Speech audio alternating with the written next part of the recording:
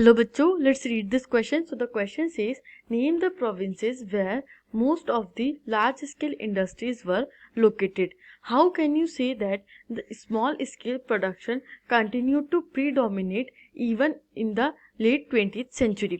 यहाँ पे हमसे पूछा गया है कि कौन से प्रोविंसेस में लार्ज स्केल इंडस्ट्रीज लोकेटेड थी और हम ये कैसे कह सकते हैं कि स्मॉल स्केल इंडस्ट्रीज या स्मॉल स्केल पर जो प्रोडक्शन हो रहा था वो 20th सेंचुरी के एंड तक के एक बड़े लेवल पे कंटिन्यू किया जा रहा था.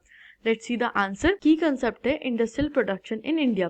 जो इंडस्ट्रियल प्रोडक्शन होता है इंडिया में वो बहुत ज़्यादा फेजेस में होता है. सबसे पहले वो स्टार्ट होता है थ्रू दी हैंड मैन्युफैक्चरिंग या हैंड लेबर के थ्रू, हैंडीक्राफ्ट आर्टिशंस के थ्रू वो स्टार्ट होता है इंडस्ट्रियल प्रोडक्शन और फिर धीरे धीरे फैक्ट्रीज और मशीन्स का भी यूज़ होने लगता है. Let's see our answer. Bengal and Bombay were the provinces with most large scale industries. Bengal और बॉम्बे जो प्रोविंसेस थे इनमें सबसे ज़्यादा लार्ज स्केल इंडस्ट्रीज थी. Second is only a small proportion of total industrial laboral force worked in registered factories. जो registered factories थी वो थी तो बहुत सारी, लेकिन एक बहुत ही small proportion total industrial labour force का इनमें वर्क करता था.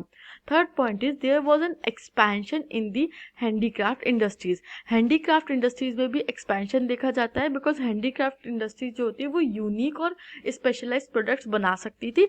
तो with the expansion in machinery and factories handicraft production में भी एक्सपेंशन विजिबल रहता है. फोर्थ पॉइंट है in the 20th century handloom cloth production expanded steadily almost trebling between 1900s to 1940s. अब क्या होता है 20th सेंचुरी में भी हैंडलूम प्रोडक्शन बूस्ट करता है. ट्रेवलिंग मतलब कि 3 गुना हो जाता है, लगभग 3 गुना हो जाता है 1900 से 1940s के बीच में. I hope you understood this question. Thank you and best of